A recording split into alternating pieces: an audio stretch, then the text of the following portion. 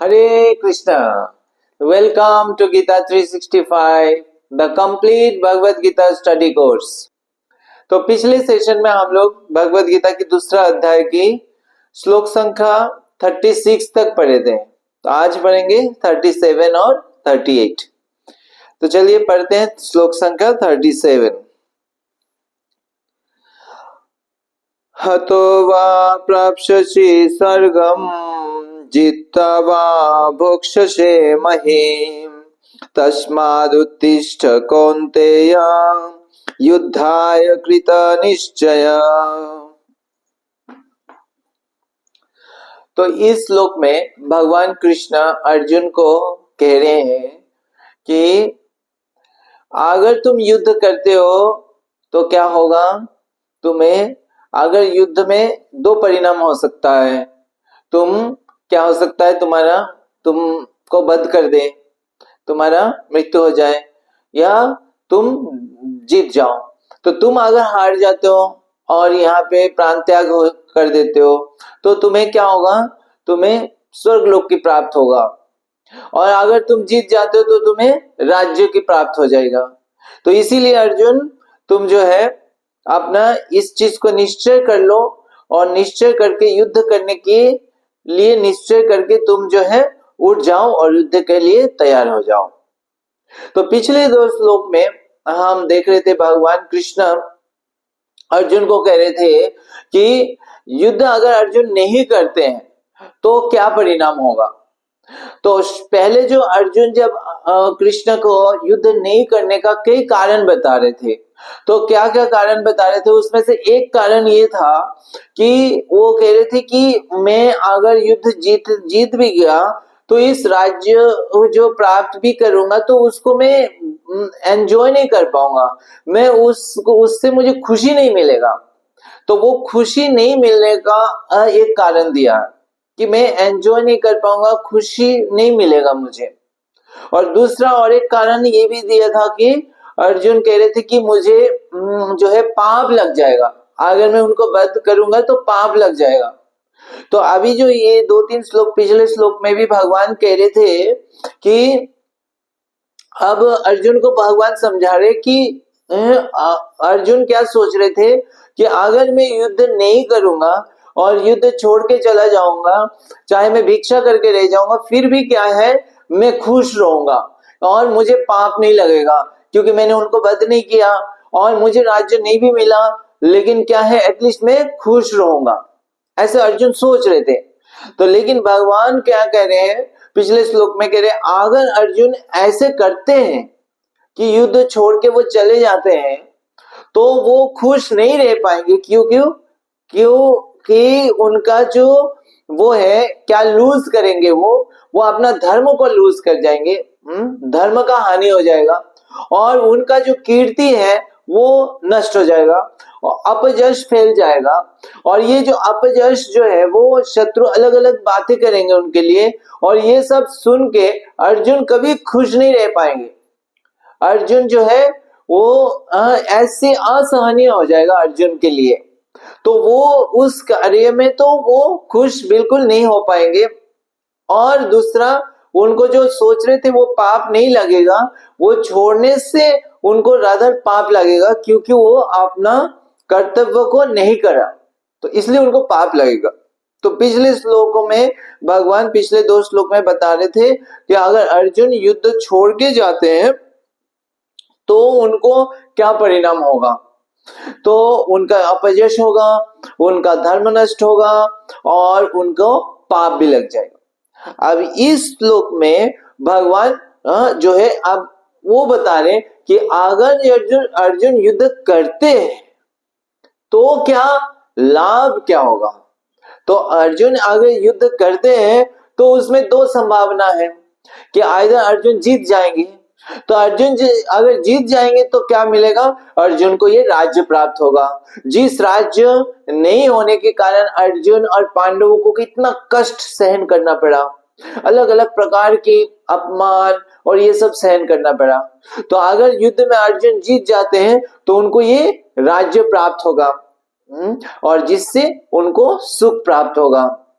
जो कष्ट था वो सारे कष्ट दूर हो जाएगा और उनको सुख, राज्य सुख प्राप्त होगा। और दूसरा, अगर अर्जुन इन केस नहीं जीत पाते हैं, कौरव के पक्ष में सेना ज्यादा शक्तिशाली है और अर्जुन हार जाते हैं, अर्जुन का मृत्यु हो जाता है युद्ध करते हुए, तो भी अर्जुन क्या है, उनका कोई लॉस नहीं होगा और उनका क्या है, स्वर्ग लोक में उनको जो है स्वर्ग लोक की प्राप्ति होगी। तो उनका उच्च गति होने वाला है। तो इसीलिए युद्ध करेंगे तो अर्जुन के जो है दोनों साइड में जो भी परिणाम है वो दोनों परिणाम ही क्या है, अर्जुन के लिए लाभदायक है और वो ही उनको असली खुशी जो है वो उसी में मिलने वाला है। तो अर्जुन का जो कहना था कि वो मेरे को खुशी नहीं मिलेगा, तो भगवान कह रहे हैं युद्ध करने से ही खुशी मिलेगा, युद्ध अगर नहीं करेंगे, छोड़ के जाएंगे तो उनका अपयश होगा और उसमें तो वो अर्जुन कभी खुश नहीं हो पाएंगे। तो इस तरह से भगवान अर्जुन को परिणाम बता रहे हैं। तो इस परिणाम से क्या पता चल रहा है, जो युद्ध करना ही अर्जुन के लिए क्या है, श्रेय है। तो इस श्लोक में एक तरह से भगवान अर्जुन के उस प्रश्न का उत्तर दे रहे हैं जिस प्रश्न में अर्जुन, जो दूसरा अध्याय के 6वां श्लोक और 7वां श्लोक में अर्जुन कह रहे थे, भगवान को कह रहे थे कि मैं विचार नहीं कर पा रहा हूं, मैं निर्णय नहीं कर पा रहा हूं कि कौन सा मेरे लिए श्रेय है, कि युद्ध करना श्रेय है या युद्ध ना करके चले जाना मेरे लिए श्रेय है। तो आप मुझे निश्चय करके बताइए कि क्या मेरे लिए श्रेय है। तो यहाँ पे इस श्लोक में भगवान कह रहे हैं कि आप अर्जुन ये युद्धाय कृत निश्चय, कि अर्जुन ये तुम निश्चय कर लो कि तुम्हें युद्ध करना है। और श्लोक संख्या 8 या 9 में अर्जुन क्या कह रहे थे कि मैं अब युद्ध जब तक आप नहीं बताएंगे कि कौन सा मेरे लिए श्रेय है तब तक मैं युद्ध नहीं करूंगा, ऐसे बोल के अर्जुन बैठ गए थे रथ में। तो अब इस श्लोक में भगवान कह रहे हैं तुम युद्ध करना यही तुम्हारे लिए श्रेय है और इसीलिए तुम क्या करो, जो है इसको निश्चय कर लो और तुम्हें सोचने की जरूरत नहीं है कि ये सही है ये सही है, यही तुम्हारे लिए श्रेय है और तुम अब उठ जाओ, युद्ध करने के लिए तुम खड़े हो जाओ। तो ये इस श्लोक में भगवान अर्जुन को कह रहे हैं। तो एक तरह से भगवान फाइनल कंक्लूजन दे रहे हैं कि ये ही तुम्हारे लिए श्रेय है। तो ये पढ़ते हैं आप श्लोक संख्या 38। सुख दुखे समकृत्वा लाभालाभौ जया जयो तत युद्धाय युज्यस्य नैवं पापम अवाप्स्यसि। तो इस श्लोक में भगवान अर्जुन को कह रहे हैं कि हे अर्जुन, तुम सुख दुख, लाभ हानि या जय पराजय, इन सब कंसिडरेशन को छोड़ दो और छोड़ के उससे डिटैच्ड होके तुम क्या है, युद्ध करने के लिए तुम युद्ध करो, अपने कर्तव्य को निभाने के लिए तुम युद्ध करो। तुम लाभ के लिए या नुकसान के लिए नहीं करो, उस चीज को कंसिडर ना करके तुम सिर्फ तुम्हें युद्ध करना है इसलिए युद्ध करो। तो ये श्लोक बहुत महत्वपूर्ण है। अब पिछले श्लोक में भगवान अर्जुन को लाभ बताए कि कौन सा उनके लिए श्रेय है, क्यों श्रेय है, क्योंकि अर्जुन पहले बता रहे थे भगवान को कि मुझे जो है खुशी नहीं मिलेगा तो मुझे पाप लगेगा। तो इसलिए भगवान पिछले श्लोकों में अर्जुन को समझा रहे कि तुम्हें युद्ध करने से तुम्हें पाप नहीं लगेगा और उसी में तुम्हारी खुशी होने वाला है। तो अर्जुन की जो कंसिडरेशन है वो भगवान ने बता दिया कि उसी कंसिडरेशन में भी युद्ध करना ही उनके लिए श्रेय है। लेकिन उससे भी ऊंची क्या है, सिद्धांत है, और वो ऊंचे सिद्धांत अब भगवान इसमें कह रहे हैं। और वो ऊंचे सिद्धांत क्या है, भगवान अभी तक जो ज्ञान दिया वो किस चीज का ज्ञान दिया था, अर्जुन को आत्मा और शरीर का ज्ञान दिया कि ये जो शरीर है वो क्या है, नश्वर है और हम सब क्या है, आत्मा जो शाश्वत है। तो ये जो लाभ और नुकसान, ये जो खुशी और दुख जिसका अर्जुन सोच रहे हैं, विचार कर रहे हैं, वो सारे किस चीज के लिए? ये शरीर के संबंधित है। ये शरीर के संबंधित है कि ये मेरे रिश्तेदार है और वो जो है उनको वध करेंगे तो दुखी उनके बिना जो है ये राज्य को भोग नहीं कर पाएंगे, तो आनंद नहीं होगा। तो ये क्या है? सुख और दुख जो है वो शरीर के संबंधित है, और जैसे ये शरीर नष्ट हो जाएगा तो ये सुख दुख का कोई मतलब नहीं रह जाएगा। तो ये जो है ये शरीर के संबंधित है। तो लेकिन हमारा असली क्या है? परिचय क्या है? हम आत्मा है और वो शाश्वत है। तो भगवान कह रहे हैं कि ये सारी चीज को तुम क्या है? इससे ऊपर उठना है कि ये सारे टेम्पररी है, ये शरीर ड्रेस की तरह है, तो ड्रेस में थोड़ा सुख दुख का क्या है? ये तो बहुत ही इनसिग्निफिकेंट है। तुम उससे ऊपर जो तुम्हारा जो असली ड्यूटी है उस पे तुम फोकस करो। और वो असली ड्यूटी क्या है? हमारा आत्मा जो है, हम आत्मा शाश्वत होने के कारण, और हमारा परिचय क्या है? हम भगवान के अंश हैं, और भगवान के अंश होने के कारण हमारा कर्तव्य क्या है? असली कर्तव्य क्या है? वो भगवान की सेवा करना।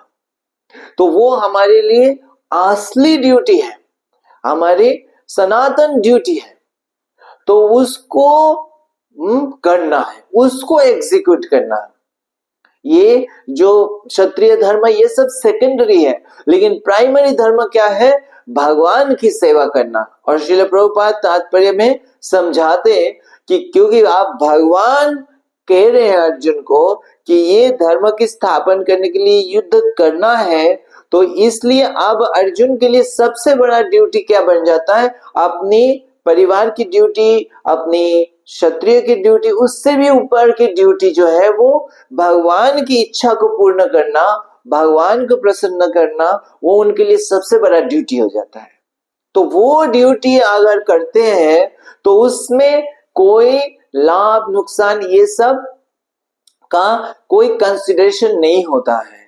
जब भगवान की प्रसन्नता के लिए कोई कार्य करता है तो वो जीव जो है वो नित्य क्या है? प्रसन्न रहता है। जब भगवान की प्रसन्नता के लिए दिव्य सेवा करते हैं तो उस स्थिति में जो है आत्मा क्या है? हमेशा ब्लिसफुल रहता है। तो वो हमेशा जो आनंद का अर्जुन सोच रहे हैं, सुख का जो अर्जुन सोच रहे, वो सुख वास्तव में प्राप्त होने वाला है जब वो भगवान की सेवा करने वाले करेंगे। तो भगवान की सेवा में जो है वो लाभ नुकसान और सुख दुख ये जो भौतिक शरीर के संबंधित है उससे उसका कंसिडरेशन नहीं होता है, वो उससे परे है। तो प्रभुपाद कहते हैं लेकिन जब कोई अपने लिए कोई कार्य करता है तो उस समय उसको क्या है? पाप या जो है पुण्य, वो सारे विचार होता है। लेकिन जब भगवान के लिए कार्य करता है तो वो ये सारे चीज के परे हैं। तो जैसे मान लीजिए एक जो है फौज है, जो आर्मी है, वो जब किसी शत्रु को वध करता है, हत्या करता है, जो आक्रमण कर रहा है देश को, तो उस समय वो जो कार्य करता है वो किसके लिए करता है? वो गवर्नमेंट के लिए करता है। तो जब गवर्नमेंट के लिए उस कार्य करता है, उसको वध भी करता है, तो उसको कोई सजा नहीं मिलता, उसको कोई पाप नहीं होता उसका। तो लेकिन अगर वो अपने मनमानी से किसी को मार देगा तो उसको जो है सजा हो जाएगी। तो उसी तरह अगर कोई अपनी इंद्रिय तृप्ति के लिए कोई कार्य करेगा तो उसमें विचार होगा कि उसमें पाप है या नहीं, पाप हुआ या नहीं हुआ, और पाप का फल उसको मिलेगा, उस कार्य का फल उसको मिलेगा। लेकिन अगर भगवान की प्रसन्नता के लिए कोई कार्य को करता है तो उसमें उसको ये पाप पुण्य की विचार नहीं रहेगा, उसमें उसको दिव्य धरातल पर उसको भगवान की प्रेम प्राप्त होगा, भगवान की कृपा प्राप्त होगा, और उसी के द्वारा अगर वो जीवन भर भगवान की इस तरह से सेवा करता है तो वो इस जीवन के बाद भगवान की धाम की प्राप्ति करेगा, नित्य शाश्वत जीवन को प्राप्त करेगा। तो वो उनके लिए असली लाभ है। इस संसार की जो लाभ हानि है वो क्या है? वो तो शरीर के साथ नष्ट हो जाना है। तो अगर भगवान के लिए सेवा करता है तो यहाँ पे हानि भी होता है, तो भी वो क्या है, अल्टीमेटली उनके लिए लाभ है, क्योंकि वो भगवान के नित्य धाम को प्राप्त होगा। तो इसीलिए भगवान की जो सेवा है वो दिव्य है। इस पॉइंट को प्रभुपाद तात्पर्य में समझा रहे और भगवान उसको बता रहे, वो है आध्यात्मिक धरातल पर, जो शरीर के धरातल पर जो अर्जुन कह रहे लाभ नुकसान ये सब का विचार होता है, और जो कोई आध्यात्मिक आत्मा के धरातल पर कार्य करता है तो उसमें लाभ नुकसान और ये जय पराजय का विचार नहीं होता, उससे ऊपर है, ये ट्रांसेंडेंटल दिव्य स्तर पर है और ये ही स्पिरिचुअल एक्टिविटी है। तो वो बहुत इंटरेस्टिंग है कि नहीं। तो उस स्थिति में उसको कोई भी कार्य उसके लिए कोई रिएक्शन के विचार नहीं होता है। तो जैसे जो है कोई भी डिवोटी अगर भगवान की सेवा करते हैं, जैसे हम लोग अगर कोई भगवान की सेवा करते हैं तो उस समय अगर हो सकता है उस डिवोटी की सेवा में सफलता प्राप्त हो या हो सकता है ना भी प्राप्त हो, लेकिन दोनों ही केस में उसको क्या है, भगवान की कृपा प्राप्त होगा, दोनों ही केस में वो भगवान की प्रिय बनेगा।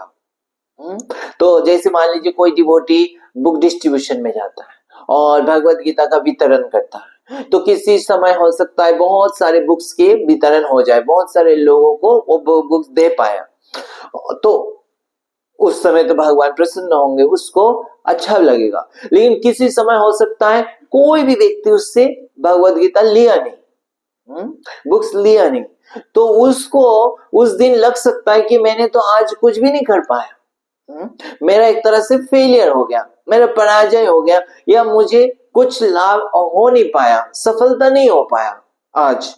लेकिन ऐसे सफलता नहीं भी पा हुआ, लेकिन भगवान की दृष्टि से क्या है, उसने तो भगवान के लिए सेवा किया, भगवान के लिए प्रयास किया, तो भगवान के लिए वो समान है, चाहे वो डिस्ट्रीब्यूट कर पाया या नहीं कर पाया, उसने अगर सही ढंग से उसने प्रयास किया भगवान को खुश करने के लिए, भगवान के आदेश के अनुसार, तो उसको दोनों ही केस में उसको क्या है, भगवान की कृपा प्राप्त होगा और वो जीवन का जो असली सफलता है भगवान को प्राप्त करेगा। तो जैसे आप जानते हैं, जैसे रामायण में क्या है, जो जटायु थे, तो जटायु जब रावण ने सीता मैया को अपहरण कर रहे थे, तो जटायु ने देखा और सीता महारानी के क्रंदन को सुना, तो जटायु ने क्या किया, रावण को रोकने का प्रयास किया, वहां पे जाके सीता मैया को रक्षा के लिए प्रयास किया। लेकिन जटायु को पता ही भी है कि रावण के साथ वो क्या कर सकता है, रावण को रोक तो नहीं पाएगा, इतना शक्तिशाली है, लेकिन जटायु ने अपना पूरा प्रयास किया और प्रयास करके जटायु सफल हुए क्या, सफल नहीं हुए, असफल हो गए, सीता मैया को रोक नहीं पाया, रक्षा नहीं कर पाया, रावण ने सीता मैया को लेके चले गए और जटायु का भी मतलब जो है चोट आया और जटायु एक तरह से मृत्यु के सामने में आ गया। लेकिन बाहरी दृष्टि से लग सकता है कि उन्होंने तो हाँ उनका हार हो गया, वो उस प्रयास में असफल हो गए। लेकिन भगवान रामचंद्र जब आए तो भगवान रामचंद्र क्या दिया उनको, उनको सबसे बड़ा क्या है, पुरस्कार दिया, भगवान ने अपनी गोद में उनको उठाया और जो है जटायु भगवान की गोद में जीवन को अंतिम समय को भगवान की गोद में उन्होंने अपना शरीर को त्यागा और भगवान के धाम को प्राप्त किया। तो इस तरह से जो है एक डिवोटी को जब वो भगवान की सेवा करते हैं तो उनको ये सोचने की जरूरत नहीं कि मुझे सफलता मिलेगा या असफलता मिलेगा, दोनों ही में उनका सफलता है और इसीलिए उनको हमेशा सेवा अगर मिल जाता है तो उनको करना है, संकोच नहीं करना है, शायद सफलता नहीं मिलेगा तो शायद मैं नहीं करूं।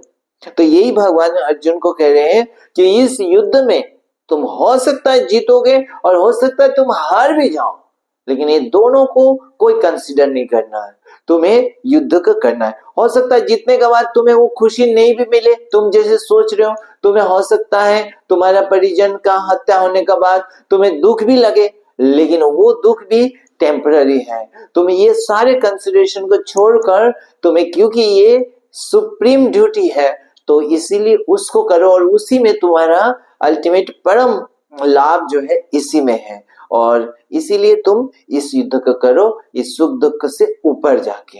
ठीक है, तो ये सबसे ऊंची विचार भगवान अर्जुन को दे रहे हैं, और इससे करने से तुम्हें कोई पाप तुम्हें छू नहीं सकता है। तो ये, क्योंकि ये दिव्य कार्य हो जाता है। ठीक है, तो आज हम यहाँ पे विराम देते हैं। अगली सेशन में हम पढ़ेंगे श्लोक संख्या 39 और 40। हरे कृष्णा। ग्रंथराज श्रीमद् भगवद गीता की जय। जगत गुरु श्रील प्रभुपाद की जय।